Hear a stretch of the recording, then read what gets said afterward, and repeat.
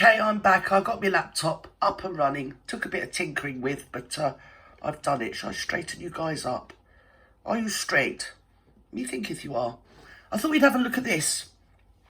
It's no shock Harry feels overshadowed by Meghan, but did she know he's vying for royal comeback? I think that's supposed to be. I sort of lost the end bit. So, shall we plunge in and see what's been going on between these people? Because we've all heard about it, haven't we? Let's go. It was several What's happening? hundred pages. Oh, look at me, I'm 42. That he'd been the 52. spare to Prince William over the years. Even had some extraordinary detail, like the fact that he had a smaller bedroom when he was a child. God, I was worried what he was going to say there when he said apparently he had a smaller... Do you know what I mean? I've never heard the word bedroom sound so welcoming. Oh, dear. Yeah, he did do that, though, didn't he? To be fair, he did. I mean, even if you weren't the Prince of Wales or royal in any way, you get a bit pissed off if your brother went around saying things like that about you and then writing it in the book, in the bookety-wookety. Come on. These sort of petty things that he Yeah, petty, yes, petty. For many decades. Right. And I think Meghan brought a lot of that out of him, and he went into therapy, and he dealt with a lot of these issues. Went into therapy. Now it seems a bit overshadowed by Meghan herself. Oh, dearie me. He went into therapy. Is that what they call it nowadays? I didn't know that. So anyone that gets picked up, just say, look, it's not my fault. I'm doing the old guzzle juice. Oh, I'm in therapy. Shut up, therapy, my fat ass. Basically, I think what's going on here, I'm going to make a smaller point, if not a wider point, that every male in the British royal family since Prince Philip has been sort of, I don't know what the word is, emancipated? Is it something, emasculate? I don't know. But despite whatever their manly testosterone tells them, they have always had to play second fiddle to a woman. Just the way the mop flops, isn't it? And obviously they all seem to be quite manly men, hunting, fishing, shooting, sports, you know, war, that sort of thing. And they've always, all of them, Charles, he's had to play second fiddle most of his life, hasn't he? I think that's why he resented Diana so much, because he'd had a gutful of that. And especially with the Princess of Royal, she was always, well, I'm not going to say anything about Anne, but she was probably quite a sister to have. And yeah, after the Queen, they were all rather spares, and they were always subordinate to a female. So it's kind of born in them, isn't it? I think it was worse in the Victorian time under Queen Victoria, because again, you had the whole social mores of the Victorian era where the men ruled the roost, didn't they? Wore the trousers very much. But in the most powerful firm, conglomerate, corporation, whatever you want to call it, in the most biggest royal PLC, is it? I would have said it didn't run like that. The most powerful men in the country actually were subordinate to a 4'10" or 4'11", something like that. Tiny little woman. So yeah, it's been there a long, long time. And then he went out with a ball breaker, didn't he? This thing here. So he never really actualised to be the man he thought he could aspire to be before she broke him down and built him back up. Fragilely, but in the image that she could deal with. So yeah, of course he's spare.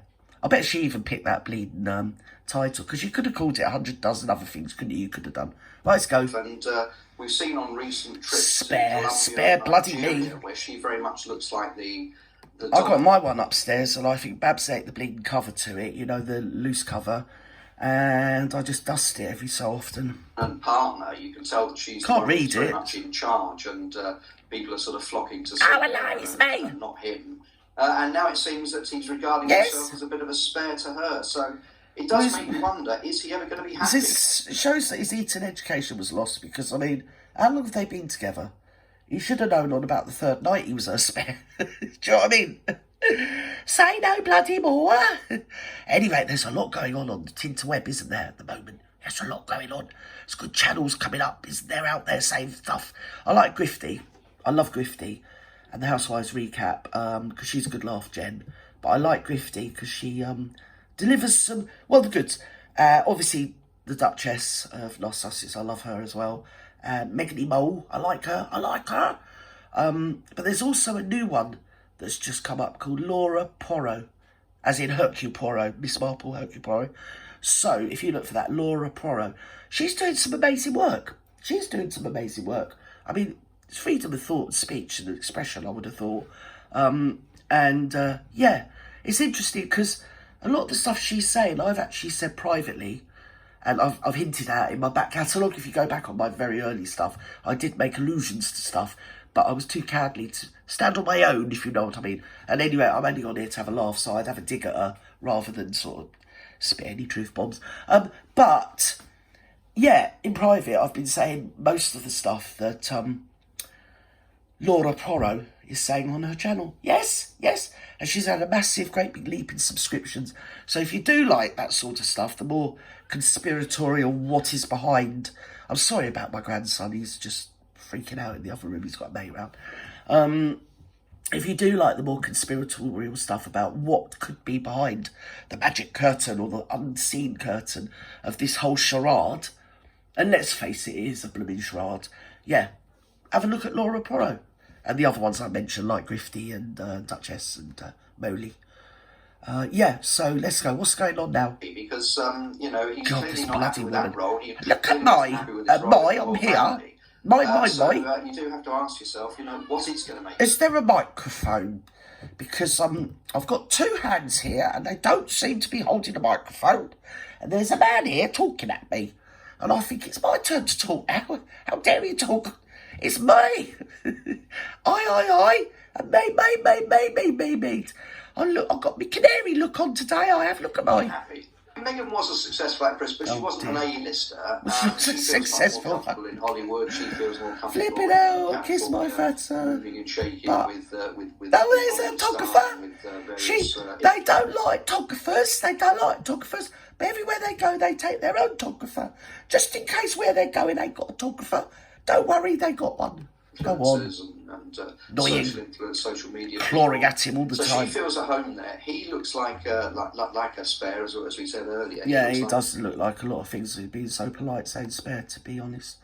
Not sure what's going on here. Oh, it's Invictus, Grifters, isn't it, with them two? Anyway, yes, yes, I'll put it all on the bill of the Grifters. Whole new wardrobe. Private bling aeroplane there and back, I might have you at. Yes, and also top-class ambassador, if not Empress's suite, in the best hotel in town. Thank you and good night. Anyway, wherever you are in the world, bye-bye. Love you all. Take care. Go and have a look at Laura Porro. Love you all. Bye-bye now.